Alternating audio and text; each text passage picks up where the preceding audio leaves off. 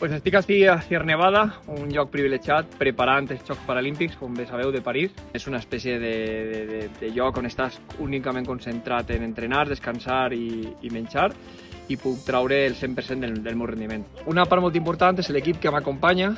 La part més visible, per descomptat, és Carlos Oliver, que és el meu guia, però tampoc puc oblidar-me del meu entrenador, de Carles, de la gent que m'ha acompanyat. Ha sigut un cicle diferent, ha sigut un cicle on no ha eixit tot rodat, on hem tingut que lluitar un mogolló, on hem tingut que quan no venen les coses de cara continuant lluitant, bàsicament és això i és l'aprenentatge més gran que he tingut.